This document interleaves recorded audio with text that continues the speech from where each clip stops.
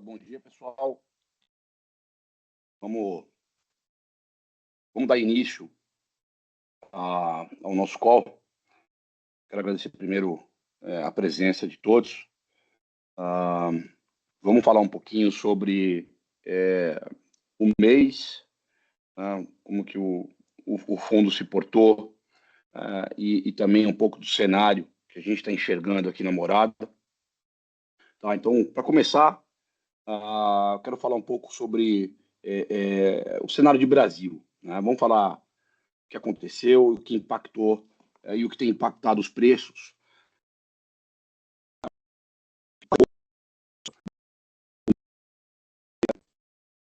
Impactar o fluxo de dinheiro que vocês estão vendo. Eu trabalhei no Morgan Stanley.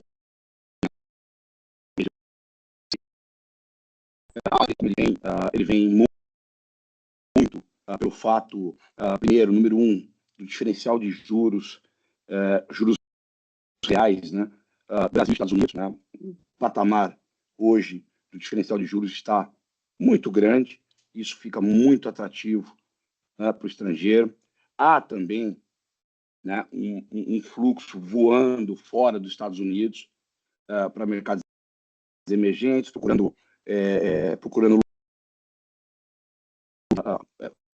né, há um enfraquecimento do dólar, e que só o dólar contra o mundo ele está lateralizado há um ano, né? Então você tem esse movimento de dólar um pouco mais fraco no mundo e os investidores buscando oportunidades em outros lugares. Acho que é uma soma dessas duas coisas. O diferencial de juros aqui no Brasil, não é só o Brasil que está recebendo esse fluxo, mas países da América Latina, em geral, recebendo esse fluxo. Esse fluxo é um fluxo oportunístico, tá? E a maneira como ele vem diretamente nas empresas, nas blue chips, né? Majoritariamente. 35% desse fluxo total, né, para que vocês saibam disso, foi feito por uma única instituição americana, diretamente na Vale, tá? Na empresa Vale. Tá? Então, é um fluxo bom? De qualquer forma, é um fluxo bom, a Bolsa se animou, né? Contudo, no entretanto, a maioria dos fundos não captaram esse movimento por conta dos papéis que esses gringos compraram, que foi Vale, Petro, que a maioria dos fundos não tinham. E faz sentido não ter, né? Até pelo fato, pelo valuation das empresas, e também não tem um ciclo de commodities, China ainda engatinhando, então a maioria dos fundos não tinham e os gringos vieram e compraram exatamente essas empresas, né? Mas vamos falar um pouco de política monetária. Brasil, o IPCA 15 de fevereiro levantou um pouquinho de alerta no Banco Central, né? Ele veio um pouquinho acima, um pouco não, bem acima das expectativas, né? E configurou aí uma surpresa, né, altista no curto prazo. Teve, né, uma pressão sazonal em alguns itens, né, mas, né, contudo, no entretanto, os núcleos vieram mais pressionados. É algo que para nós vai mudar a cabeça do Banco Central? Talvez não, né? Mesmo porque a alta da inflação, a alta inflacionária, ela foi concentrada em surpresas, né, em componentes e itens da cesta mais voláteis, né, e de natureza pontual e sazonal, né? Contudo, né, sempre aumenta um alerta de um Banco Central mais cauteloso, né? Ademais, associado a isso, né, o petróleo a $80, né, acaba gerando, né, um desconforto para a equipe, né, se a Petrobras tiver que repassar esses preços aí para o consumidor. Né? Um petróleo acima de 80, ele começa a causar um certo incômodo. Né? Aí, a discussão para a próxima reunião, muitos já estavam dados, né, que eram 50 basis points, que o Banco Central ia começar já com um pace de 50, o corte, pode ser que, né, pela movimentação das curvas de juros nos últimos dias, pode ser que ele comece de uma maneira mais branda, de 25 pontos percentuais, é o que a gente acredita aqui na Morada, né? Então, assim, não começar o corte de juros ainda é muito precoce dizer isso, tá?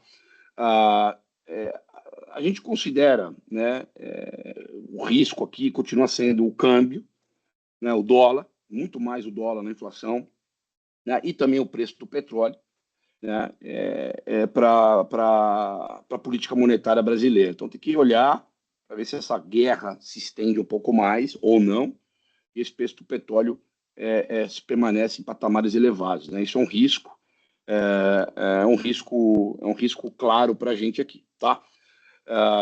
Nos Estados Unidos, né, o núcleo da inflação, o PCE Core, ele acelerou também mais do que o esperado, né? Veio 0,4, o esperado era 0,3. Olhando a composição da inflação, ela foi uma inflação um pouco espalhada, e reforça, né, no nosso entendimento, a expectativa que o Banco Central americano, o Federal Reserve, não deve reduzir taxa de juros antes de junho, tá? Então, ele deve segurar, deve ser mais cauteloso, mesmo porque houve uma certa rigidez na inflação de serviço, né? No PCE Core da inflação de serviço, tá? A atividade americana continua dando sinais de aceleração, sem problemas. Os leading indicators parecem estar bem robustos. E aí, eu acho que o grande X da questão continua sendo, né, os impactos geopolíticos advindos dessa guerra, né? O mercado, e nós estamos monitorando o petróleo como o principal fator de risco dessa guerra, né? E essas interrupções aí no Estreito de Hormuz, né? A incerteza é elevada, mas nosso cenário base prevê incentivos aí para uma resolução, né, ou contenção do conflito nas próximas semanas, tá? A gente aqui na Morada não acha que essa guerra se estende muito, tá? Mesmo porque, se vocês forem olhar ali, o Irã ele está cercado, né? Basicamente, ele conseguiu fazer uma proeza, atacou países, né, que não tinham nada a ver com a história, está começando a perder o seu potencial balístico, né, poderio bélico, e os países estão sentando na mesa para um acordo. Tá? O problema é o tempo, né? Dado todo esse panorama que eu pintei aqui, nós mantivemos uma exposição muito dada entre Brasil e Estados Unidos e para o nosso bem, nós tínhamos uma posição de caixa elevada, né? Acho que o posicionamento de caixa que nós temos a nosso favor, que essa é a beleza, né, um total return, eu sempre falo para vocês, é ter o caixa a nosso favor. Os preços de Brasil estavam estupidamente caros, né, de algumas empresas, principalmente os bancos, né, a BTG, Itaú, a Petro, Vale, algumas empresas de energia também, energia elétrica, ficaram extremamente caras. A gente reduziu posições nessas empresas, estacionamos o dinheiro no caixa, né, porque a gente não tem pressa para fazer nenhuma alocação, correr atrás de performance. Isso não é e não será, né, o nosso ponto focal, o nosso ponto principal aqui na Morada, e sim preservação de capital. Tá? Então, nós reduzimos posição em Brasil, muito bem feito, graças a Deus, né? A gente conseguiu comprar um pouquinho de algumas coisas nessa queda, nessas duas quedas que tiveram.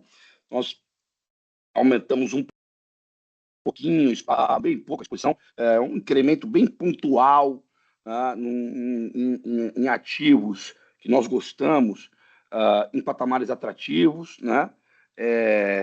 Então, a gente está ainda com um caixa relevante, nós estamos com quase 30% de caixa, né? A gente está com caixa bem relevante, esperando, né, as coisas se assentarem no mundo e olhando os valuations das empresas para tentar fazer alguma compra aqui, outra ali, pontual e muito equilibrada, e com muita parcimônia. Pode passar? Destaque no mês nosso, né, foi um mês duro para a gente, não foi um mês bom, né, principalmente pelo fato da performance americana, dos papéis nos Estados Unidos. A Bolsa Americana caiu 1%, papéis de tecnologia sofreram mais do que isso, né? Então, claramente, os nossos papéis de tech, que era NVIDIA, TSM e Microsoft, acabaram apanhando um pouco no mês de fevereiro, né? E o destaque positivo ficou para o Brasil, a Bolsa Brasileira subiu 4%, né? Então, a gente tinha Equatorial, nós temos ainda Equatorial, nós temos a Axia e nós temos a Eneva, né? E acabou sendo o principal destaque para nós. Tá? Pode passar? O fundo nosso continua performando bem acima do IPCA mais IMAB, esse é o nosso ideal, né? É evitar drawdown. Você pode pegar a nossa lâmina, você não encontra grandes drawdowns, né? Esse é o nosso principal foco aqui na gestora, a preservação de capital, para que o cliente fique com a gente sem sofrer grandes custos aí ao longo do caminho, né? Muita distância e a gente está conseguindo isso, tá? Pode passar? A nossa volatilidade, ela está girando em torno de 11,5%, tá? Contra uma vol da bolsa aí de 16 e da bolsa americana de 17. É uma vol controlada, nós podemos chegar e aumentar essa vol quando a gente achar necessário, né? Podendo ir até 15%, mas para a gente está super ok essa vol, nós estamos conseguindo capturar movimentos, né? Ainda batendo bem o IPCA mais IMAB, batendo a Bolsa Americana, tá? E evitando os drawdowns, que eu sempre menciono isso para vocês nas reuniões, é extremamente importante o cliente entender, né, um fundo que consegue defendê-lo, né, em grandes crises de mercado. Nós tivemos algumas delas aí desde o nosso nascimento, e quando você olha para a nossa lâmina, a defesa de drawdown, ela está sendo muito bem feita pelo Alex, que vai falar um pouquinho aí, que toca a parte de risco aqui da Morada Capital. Tá? Nós estamos conseguindo nos diferenciar muito do mercado, que é isso que me alegra demais. Nós estamos trazendo uma solução para melhorar o portfólio do cliente. Né? A nossa correlação é baixíssima com os principais fundos da indústria. Eu peguei aqui alguns principais fundos da indústria e me comparei com eles, que dá para perceber que eu não sou comparável a eles, né? Isso não quer dizer que eu sou melhor ou pior, mas o que eu estou querendo dizer é que realmente nós somos um produto de correlação baixíssima com a indústria. Quando você olha eles com eles, você está percebendo que eles são muito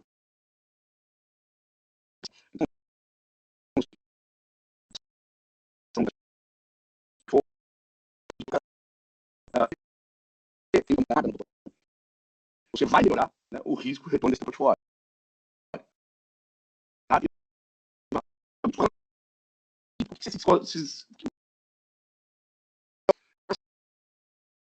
Essa correlação, né? Eu citaria dois principais, né? Primeiro, esses caras não conseguem fazer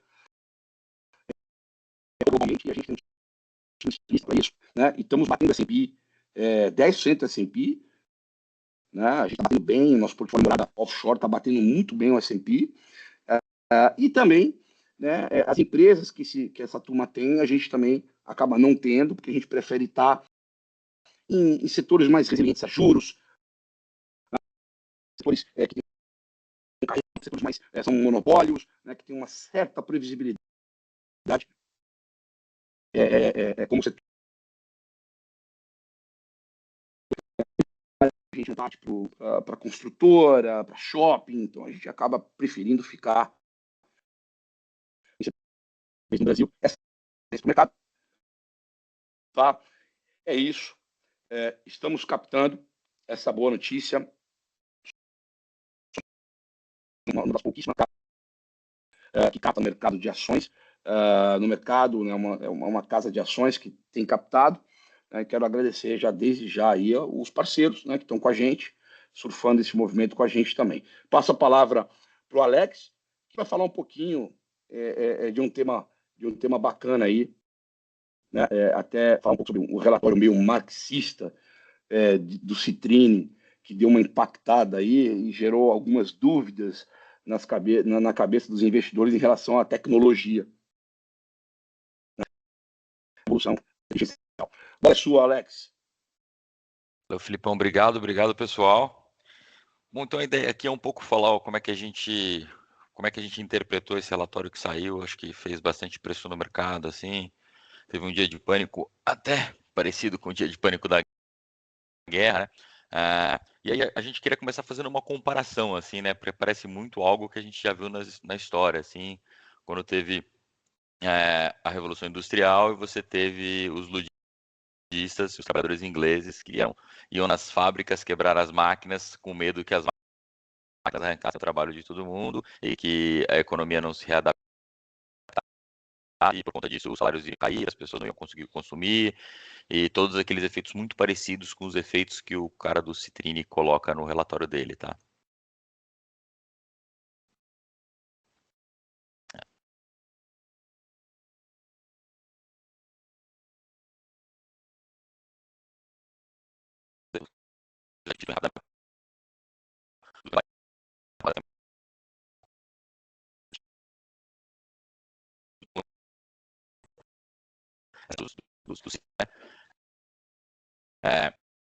Funcionaria mais das empresas. Os lucros são direcionados para mais computação e por conta disso você tem uma aceleração do processo que vai gerar queda de renda, queda de emprego, o consumo cai, porque segundo ele forma-se um PIB fantasma, né, que seria as máquinas quando consomem o seu lugar, esse consumo emburaca, isso reverberaria em crédito, as intermediações sofreriam, e o resultado seria um desemprego que bate 10%, o mercado sofre um drawdown equivalente ao das grandes crises, tá? O que a gente está vendo, que eu acho que é um pouco diferente do cenário e depois no cenário base nosso, isso não assusta a gente, assim. Eu acho que não é a primeira vez na história que a gente vai ter um ganho de produtividade muito grande.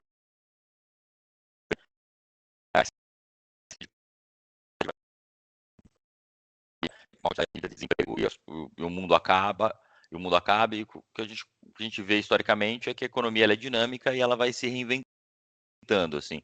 E acho que a gente já tem alguns sinais claros de um pouco dessa economia se readaptando a esse mundo de AI, assim. Acho que o primeiro é um gráfico que acho que muitos de vocês podem até ter visto esse gráfico. Ele fala um pouco sobre a criação de vagas de emprego para engenheiro de software, como esse negócio tem subido nos últimos meses, muito por conta da inteligência artificial, né? Uma outra coisa que já aparece nos dados também é o que está acontecendo com a construção dos data centers e como isso está impactando a contratação na construção civil nos Estados Unidos. Uma outra coisa que a gente tem visto também, que é uma das outras formas que a economia ela se adapta ao longo do caminho, é um pouco da formação de novas empresas, assim. Então, à medida que você derruba o custo do trabalho, no caso é o que o cara do Citrini defende, né, que o custo do trabalho está caindo, porque você troca por um modelo de inteligência artificial, também facilita você tirar aquele teu projeto do papel, porque você precisa de menos pessoas trabalhando, e isso faz com que você consiga criar novas empresas. Um outro fenômeno muito grande, assim, que mostra os gráficos meio exponenciais, assim, é o que está acontecendo na criação de aplicativos. Então, antigamente, se você tinha uma boa ideia e você queria fazer você queria criar um aplicativo em cima dessa boa ideia, você tinha que ter uma necessidade de ter um time de programação, ou você ser um cara que entendesse muito de programação e etc.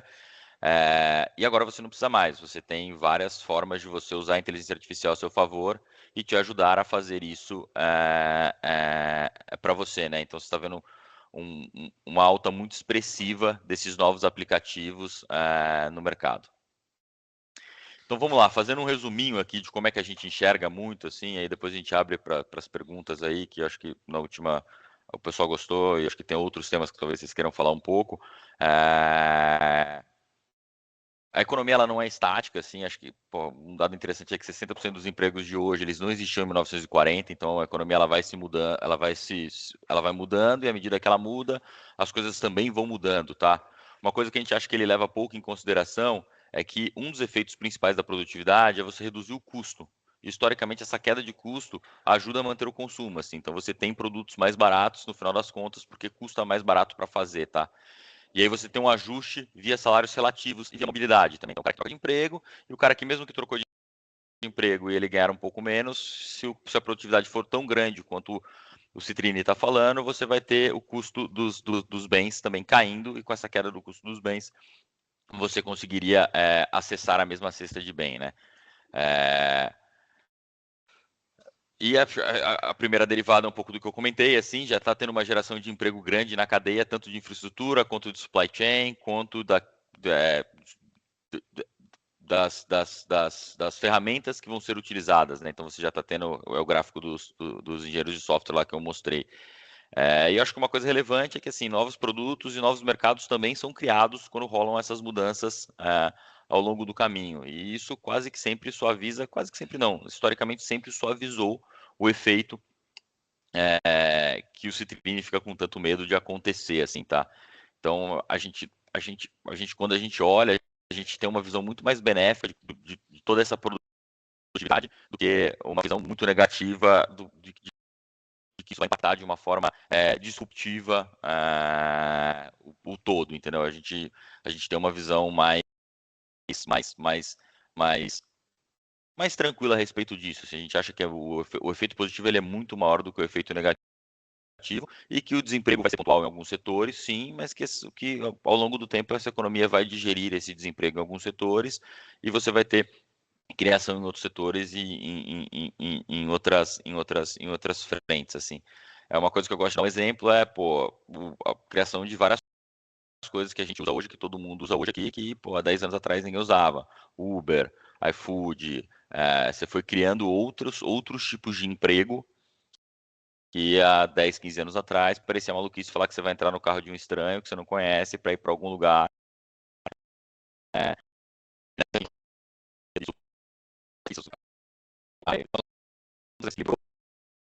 E absorveu todo mundo, assim, a gente não acha que dessa vez vai ser diferente, assim. Eu queria abrir aí para perguntas, se alguém quer falar sobre algum outro tema que a gente não comentou aqui, etc. Respondendo no chat. O Ernesto falou que as ações americanas elas caíram, voltaram, eu não entendi muito bem, mas ele acha que, não sei se esse relatório continua sendo relevante, fazendo preço no mercado. Acho que assim, o que todo mundo pergunta é se existe uma bolha no mercado de tecnologia, Alex, se realmente isso acontece, né? Tá acontecendo. Fala um pouquinho sobre isso, porque essa é uma pergunta que toda reunião que eu vou, todo mundo pergunta, pô, tem bolha, não tem bolha? Tão caras, não tão caras? Faz uma breve explicação sobre isso aí, por favor. Perfeito. Cara, eu acho que tem de tudo, assim, pô, a gente tem empresas aqui que estão expostas a AI que a gente gosta, tem empresas que a gente não gosta, acho que a gente falou um pouco disso no mês passado, eu trouxe o exemplo da Oracle, que é algo que a gente olha com mais medo do que Microsoft, por exemplo. Eu acho que o relatório do Citrin ele acabou fazendo preço em algumas partes, rolou uma divergência muito grande entre alguns setores nos Estados Unidos, então os setores de semicondutores, eles foram muito bem, e o setor de software basicamente foi dizimado, assim. Várias empresas com 50%, 60% de queda, assim, que era o setor que, na teoria, seria o setor mais atacado por conta da inteligência artificial, dado a facilidade de você criar agora novos softwares, de você criar novas ferramentas, de você ter essa facilidade de programação muito grande, né? Então a gente acha que uma parte do impacto ainda está presente, assim, e esse relatório, ele não só reverberou com algumas ações caindo, como com algumas ações subindo, né? O mercado entrou num trade que eles estavam chamando de halo, que é basicamente você comprar coisas que têm ativos físicos e que não seriam disruptados por tecnologia. Assim, acho que um dos movimentos mais clássicos que aconteceu nesse momento foi o que aconteceu com as ações do Walmart, por exemplo, que foram para o all-time high, dar 50 vezes lucro, muito nessa linha de que, pô, comida todo mundo vai ter que comprar, então se você tá num cara que vende comida, você não vai ser disruptado, e ali você consegue se esconder dessa disrupção, tá? Mas acho que fez bastante preço na Microsoft e outras empresas de software muito grandes, assim, que a gente não acha que faz tanto sentido ter uma pressão muito grande assim. A Microsoft, inclusive, é uma das nossas maiores posições, a gente continua aqui, a gente ainda tem. Então a gente acha que não é um negócio que deixou de fazer preço, assim, acho que é um negócio que fez bastante preço e que eu acho que é uma pulga atrás da orelha, esse medo de você estar comprado em alguma ação que vai ser disruptada ou não, de você entender muito bem quais são os moats daquela sua empresa, quais são as barreiras de entrada, se de fato existe switching cost ou não existe switching cost, então tem vários questionamentos rolando dentro do setor que faz com que esse negócio ainda exerça algum preço no mercado, eu diria, tá? Eu acho que menos, acho que no dia foi um dia de pânico, assim, mas eu acho que é um questionamento que alguns players do mercado ainda têm a respeito de tudo. A respeito de bolha, cara, eu costumo sempre falar, assim, que desde quando eu comecei a operar tecnologia, mais de 10 anos atrás, é sempre essa história de que é bolha, assim, a gente tem um pouco de dificuldade de entender que é bolha, assim, a gente tem empresas que a gente gosta aqui, que estão tradando ano que vem é 15 vezes lucro e que crescem 60% lucro ao ano, assim, bolha, não é bolha, não parece ser bolha, assim, não tem preço de bolha, assim.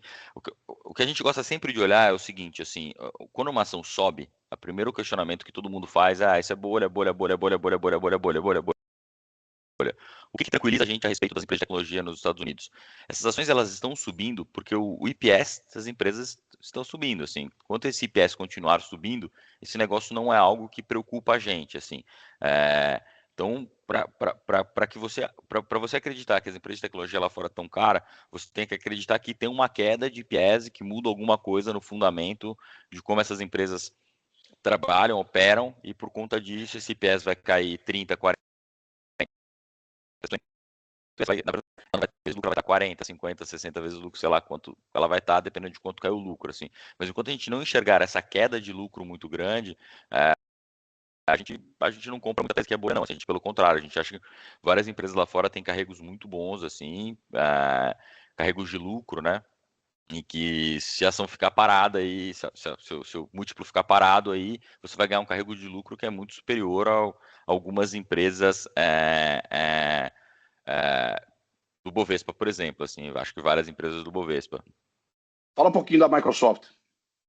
Eu acho que a Microsoft tem A esse gente tema, aumentou. assim, a gente tem, a gente continua tendo, a gente gosta, a gente aproveita as quedas sempre para comprar um pouco mais. A gente acha, eu falei um pouco no último call, eu acho que a tese segue exatamente a mesma, assim, não mudou nada. A gente segue acompanhando, a gente não acha que é tão simples de disruptar esse cara. É até engraçado, né, que o mercado ele está com algumas dicotomias muito grandes assim de tese, assim, ao mesmo tempo que o mercado acredita no relatório do Citrine e sai vendendo tudo, as ações de tecnologia e etc, bate as empresas de software, você pega uma Microsoft da vida, que boa parte do que a Microsoft faz é ser o cloud provider de todo mundo, assim. Então, como é que você vai, como é que aquele cenário do Citrine vai ser verdade se você não comprar a capacidade computacional da Microsoft? É pouco provável, assim. O que você escuta de todos os CEOs das empresas lá fora é que falta capacidade ainda, falta chip, falta energia. Você tem um gargalo ainda muito grande de capacidade. Então, assim, o mercado, ao mesmo tempo que ele acredita que a gente vai ser disruptado em 2 anos, todo mundo aqui não vai ter mais emprego, vai ser um monte de inteligência artificial, uma conversando com a outra. Ao mesmo tempo, as empresas que são os provedores de capacidade computacional, as ações estavam caindo. Então, o cenário ele meio que não se conversa, assim. E a gente acha que a Microsoft é um pouco disso. E aí, tem uma pergunta sobre petróleo e commodities, tá? Cara, a gente não tinha nada, tá? A gente não tinha, a gente não tem. A nossa visão estrutural é que esse petróleo é para baixo, assim. A gente acha que o movimento de guerra, o que você vê é, é uma capacidade produtiva, principalmente americana, que basicamente recompôs tudo que os membros do OPEP tiraram ao longo do caminho, assim. E aí a OPEP acho que chegou à conclusão de que não valia a pena ficar vendendo menos e só deixar o americano vender mais caro. Isso acho que é bem relevante lembrar que isso já estava acontecendo no governo Biden, tá? Eu acho que a chegada do Trump na Casa Branca muda um pouco a relação, inclusive, dele com a OPEP. No primeiro momento, por conta da proximidade dele com a Arábia Saudita, ele liberou a venda de chips da NVIDIA para a Arábia Saudita. A Arábia Saudita, que sempre foi neutra, aumentaria a produção de petróleo para ajudar a estabilizar o preço, para não ter ruptura do mercado e etc. Então, acho que essa proximidade ajuda muito. E a segunda coisa é essa organização que o Trump vem tentando fazer, geopolítica no mundo, que passou aqui na América Latina pela Venezuela, que também é importante para essa visão mais baixista do petróleo. Além disso, assim, quando você pega ao longo dos últimos 10, 15 anos, o crescimento da demanda de petróleo, ele está vindo todo da China, estava vindo todo dos emerging markets, leia-se China, né? E o que você está vendo na China é um soft landing, a economia ela está desacelerando aos poucos. Essa semana o governo revisou de novo, né? A meta do PIB agora é 4,5 com 5, foi pela primeira vez para baixo de 5. Então a gente não acha que existe uma demanda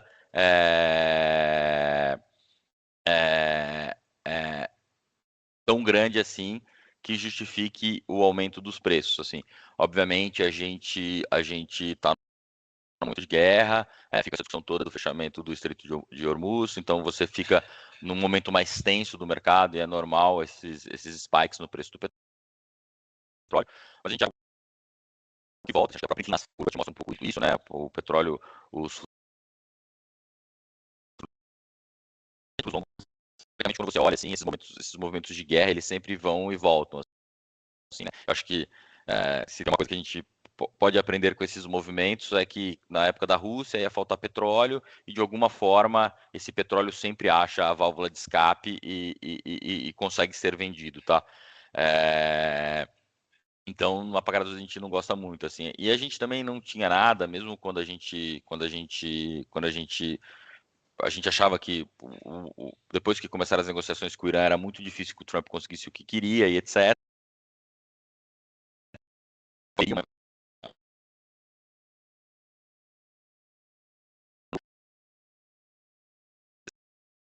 Tinha alguma coisa no portfólio ligado a essa história toda geopolítica, assim, e é um negócio que a gente gosta mais, assim, as empresas são oligopólios, monopólios, lá,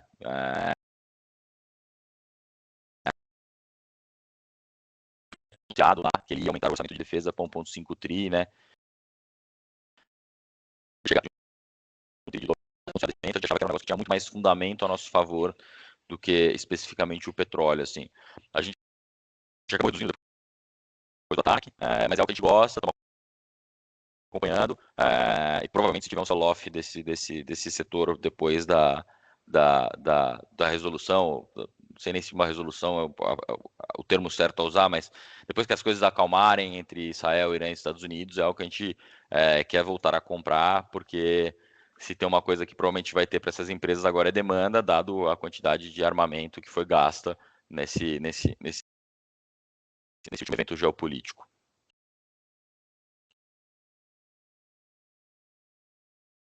Minutos de call, acho que tem que ser rapidinho, incisivo, objetivo. Quero agradecer a todos. De novo, qualquer dúvida, me chamem por fora. Eu vou disponibilizar esse vídeo lá no YouTube, no nosso canal, tá? Canal da Morada no YouTube. Muito obrigado a todos, bons negócios, bom final de semana.